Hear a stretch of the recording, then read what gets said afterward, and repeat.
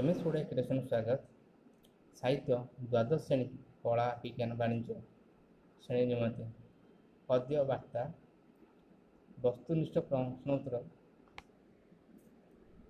1 number ବିଶିଷ୍ଟ ବା MCQ ଆଜି ଆଲୋଚନା କରିବା। ନିମ୍ନଲିଖିତ ପ୍ରତ୍ୟେକ ପ୍ରଶ୍ନ ପାଇଁ 4ଟି ବିକଳ୍ପ ଉତ୍ତର ଦିଆଯାଇଛି। ସେଥିମଧ୍ୟରୁ ଠିକ୍ ଉତ୍ତରଟି ଅଛି ଲେଖ।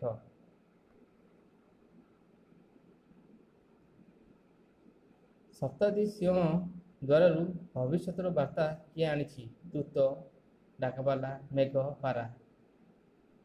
ଦୂତ।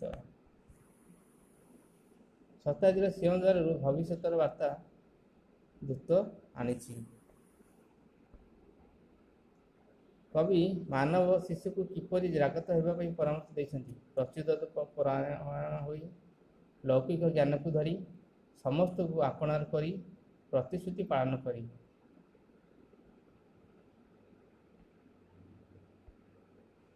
ଲୌକିକ ଜ୍ଞାନକୁ ଧରି। କବି ମାନବ ଶିଶୁକୁ ଲୌକିକ ଜ୍ଞାନକୁ ଧରି ଜାଗ୍ରତ ହେବାକୁ ପରାମର୍ଶ ଦେଇଛନ୍ତି। ଦୀପ୍ତି କଣ୍ଠରେ କ'ଣ ପଚାରିବା ପାଇଁ ସମୟ ଆସିଛି? ଏତେ ଦିନ ଧରି ଲୌହ କାରାଗାର କାହିଁକି ଥିଲା? ମଣିଷ କାହିଁକି ଅନ୍ୟକୁ ବିଶ୍ୱାସ କରୁଥିଲା? ଜୀବନର କ'ଣ ସମ୍ଭାବନା ଥିଲା? ଭବିଷ୍ୟତର କି ଆଶା ଥିଲା? ଏତେ ଦିନ ଧରି ଲୌହ କାରାଗାର କାହିଁକି ଥିଲା? ଦୀପ୍ତି କଣ୍ଠରେ ଏତେ ଦିନ ଧରି ଲୌହ କାରାଗାର କାହିଁକି ଥିଲା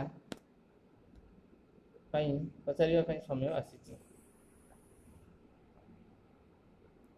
ଶତାବ୍ଦୀର ସିଂହଦ୍ୱାରରୁ ଦୂତ କାହାର ପର ଆଣିଛି? ଜମିଦାରର, ମହାଜନର, ଦେବତାର, ଭବିଷ୍ୟତର। ଦେବତାର। ଶତାବ୍ଦୀର ସିଂହଦ୍ୱାରରୁ ଦୂତ ଦେବତାର ପର ଆଣିଛି। କବି ମନୁଷ୍ୟ ପୁତ୍ରକୁ କ'ଣ ହୁଏ ବୋଲି କହିଛନ୍ତି? ଦଗ୍ଧ ଭସ୍ମ ହେବାକୁ, ଦେବତା ରୂପେ ନେବାକୁ, ଅତ୍ୟାଚାରୀ ହେବାକୁ, କୈଫିୟତ ଦେବାକୁ। ଦଗ୍ଧ ଓ ଭସ୍ମ ହେବାକୁ। କବି ମନୁଷ୍ୟ ପୁତ୍ରକୁ ଦଗ୍ଧ ଓ ଭସ୍ମ ହେବାକୁ ହୁଏ ବୋଲି କହିଛନ୍ତି। ଯୁଗ ଯୁଗ ଧରି ମାନବ ଆତ୍ମାକୁ କିଏ ପୀଡ଼ା ଦେଇଛି? ମରୁଡ଼ିର ବିଭୀଷିକା, ବାତ୍ୟାର କରାଳ ତାଣ୍ଡବ, ଭୀମ ଅତ୍ୟାଚାର, ଶୋଷଣର ପେଷଣ।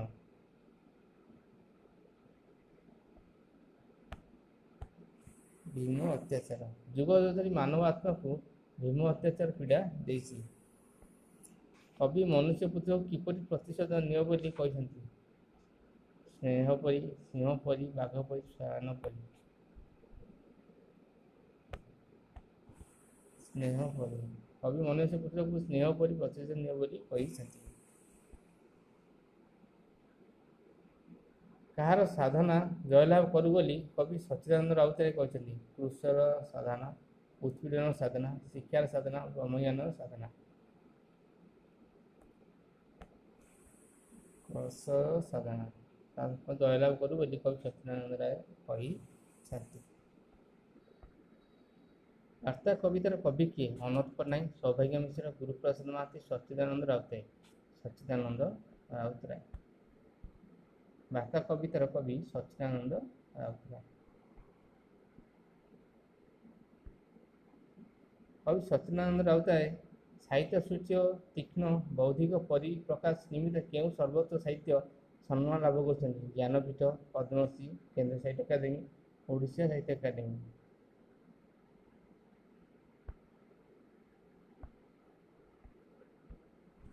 ଜ୍ଞାନପୀଠ। କବି ସଚ୍ଚିଦାନନ୍ଦ ରାଉତରାୟ ସାହିତ୍ୟ ସୂଚ୍ୟ ତୀକ୍ଷ୍ଣ ବୌଦ୍ଧିକ ପରିପ୍ରକାଶ ନିମନ୍ତେ ଜ୍ଞାନପୀଠ ସର୍ବୋଚ୍ଚ ସାହିତ୍ୟ ସମ୍ମାନ ଲାଭ କରିଛନ୍ତି। ପାଣ୍ଡୁଲିପି କବିତା ସଂକଳନଟି କାହା ଦ୍ୱାରା ରଚିତ? ଗୁରୁପ୍ରସାଦ ମହାନ୍ତି, ଦୀପକ ମିଶ୍ର, ସୌଭାଗ୍ୟ ମିଶ୍ର, ସଚ୍ଚିଦାନନ୍ଦ ରାଉତରାୟ। ସଚ୍ଚିଦାନନ୍ଦ ରାଉତରାୟ। ପାଣ୍ଡୁଲିପି କବିତାଟି ସଂକଳନଟି ସଚ୍ଚିଦାନନ୍ଦ ରାଉତରାୟଙ୍କ ଦ୍ୱାରା ରଚିତ। ବାର୍ତ୍ତା କବିତାଟି କେଉଁ କବିତା ଗ୍ରନ୍ଥରୁ ସଂଗୃହୀତ? କବିତା 1962, କବିତା 1971, ପାଣ୍ଡୁଲିପି ପଦ୍ୟଶ୍ରୀ। ପାଣ୍ଡୁଲିପି। ବାର୍ତ୍ତା କବିତାଟି ପାଣ୍ଡୁଲିପି କବିତା ଗ୍ରନ୍ଥରୁ ସଂଗୃହୀତ। ଦାସତ୍ୱ ବନ୍ଧନରେ ନିଷ୍ପେଷିତ ମଣିଷମାନଙ୍କୁ କବି ବାର୍ତ୍ତା କବିତାରେ କି ସ୍ୱପ୍ନ ଦେଖାଇଛନ୍ତି? ବଞ୍ଚିବାର, ମୁକ୍ତିର, ଖାଦ୍ୟ ସଂଗ୍ରହ କରିବାର। ମୁକ୍ତିର। ଦାସତ୍ୱ ବନ୍ଧନରେ ନିଷ୍ପେଷିତ ମଣିଷକୁ କବି ବାର୍ତ୍ତା କବିତାରେ ମୁକ୍ତିର ସ୍ୱପ୍ନ ଦେଖାଇଛନ୍ତି। ବାର୍ତ୍ତା କବିତାରେ କବି ନିଜର କେଉଁ ଅନୁଚିନ୍ତାକୁ ପରିପ୍ରକାଶ କରିଛନ୍ତି? ବାସ୍ତବବାଦୀ, ସମାଜବାଦୀ, ସ୍ୱପ୍ନବାଦୀ, ଅତିବାସ୍ତବବାଦୀ। ସମାଜବାଦୀ। ବାର୍ତ୍ତା କବିତାରେ କବି ନିଜର ସମାଜବାଦୀ ଅନୁଚିନ୍ତାକୁ ପରିପ୍ରକାଶ କରିଛନ୍ତି।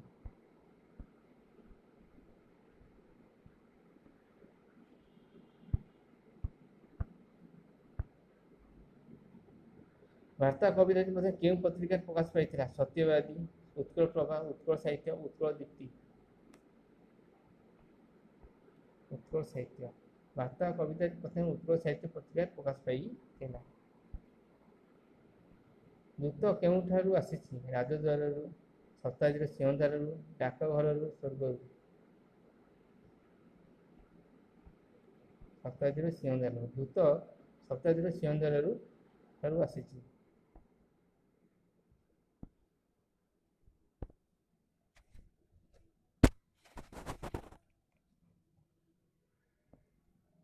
ଶତାବ୍ଦୀର ସିଂହଦ୍ୱାରରୁ ଦୂତ କ'ଣ ଆଣି ଆସିଛି? ବାର୍ତ୍ତା, ପିଷ୍ଟକ, ମିଷ୍ଟାନ୍ନ, ଉପହାର। ବାର୍ତ୍ତା। ଶତାବ୍ଦୀ ସିଂହଦ୍ୱାରରୁ ଦୂତ ବାର୍ତ୍ତା ଆଣି ଆସିଛି।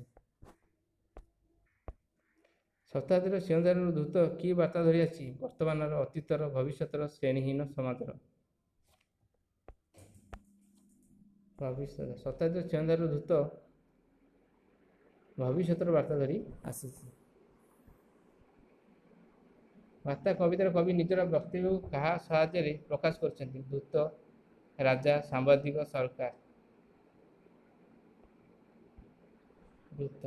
ବାର୍ତ୍ତା କବିତାରେ କବି ନିଜର ବକ୍ତବ୍ୟକୁ ଦୂତ ସାହାଯ୍ୟରେ ପ୍ରକାଶ କରିଛନ୍ତି। ବାର୍ତ୍ତା କବିତା ମଧ୍ୟ କେତେ ଶତାବ୍ଦୀର ଆହ୍ୱାନ କରିଛି? ଗୋଟିଏ, ଦୁଇଟି, ତିନୋଟି, ଚାରୋଟି। ଗୋଟିଏ। ବାର୍ତ୍ତା କବିତା ମଧ୍ୟରେ ଗୋଟିଏ ଶତାବ୍ଦୀର ଆହ୍ୱାନ ରହିଛି। ଭବିଷ୍ୟତର ବାର୍ତ୍ତା ଧରି ଦୂତ କାହା ପାଖକୁ ଆସିଛି? ଶୋଷିତ ମଣିଷ, ଶୋଷକ ମଣିଷ, ରାଜା, ସମ୍ରାଟ। ଶୋଷିତ ମଣିଷ। ଭବିଷ୍ୟତର ବାର୍ତ୍ତା ଧରି ଦୂତ ଶୋଷିତ ମଣିଷ ପାଖକୁ ଆସିଛି। ଦୂତ ଆଣିଥିବା ଭବିଷ୍ୟତର ବାର୍ତ୍ତା କ'ଣ ଉଲ୍ଲେଖ ଅଛି? ଜୀବନରେ ବଞ୍ଚିବାର ସମ୍ଭାବନା, ଅର୍ଥ ଉପାର୍ଜନ କରିବାର କୌଶଳ, ଅନ୍ୟକୁ ଶୋଷଣ କରିବାର ମନ୍ତ୍ର, ଧନ ଉପାର୍ଜନ। ଜୀବନରେ ବଞ୍ଚିବାର ସମ୍ଭାବନା। ଦୂତ ଆଣିଥିବା ଭବିଷ୍ୟତର ବାର୍ତ୍ତା ଜୀବନରେ ବଞ୍ଚିବାର ସମ୍ଭାବନା ଉଲ୍ଲେଖ ଅଛି। ନୂତନ ସମ୍ଭାବନାର ସ୍ୱପ୍ନ ଧରି ଆସିଥିବା ଦୂତର ବାର୍ତ୍ତାରେ କ'ଣ ନଥିବା କଥା କୁହାଯାଇଛି? ଉଚ୍ଚ ନୀଚ ଭେଦଭାବ, କର୍ମ, ଅଳସ୍ୟ, ଧନ। ଉଚ୍ଚ ନୀଚ ଭେଦଭାବ। ନୂତନ ସମ୍ଭାବନାର ସ୍ୱପ୍ନ ଧରି ଆସିଥିବା ଦୂତର ବାର୍ତ୍ତାରେ ଉଚ୍ଚ ନୀଚ ଭେଦଭାବ ନଥିବା କଥା କୁହାଯାଇଛି। କାହାକୁ ଜାଗ୍ରତ କରିବା ପାଇଁ କବିତାରେ କୁହାଯାଇଛି? ମାନବ, ଶିଶୁରୂପୀ ଅସହାୟ ମଣିଷ, ଶୋଷକ ବର୍ଗ, ବିତ୍ତଶାଳୀ ରାଜା, ଅହଂକାରୀ ମଣିଷ। ମାନବ, ଶିଶୁରୂପୀ ଅସହାୟ ମଣିଷକୁ ଜାଗ୍ରତ କରିବା ପାଇଁ କବିତାରେ କୁହାଯାଇଛି।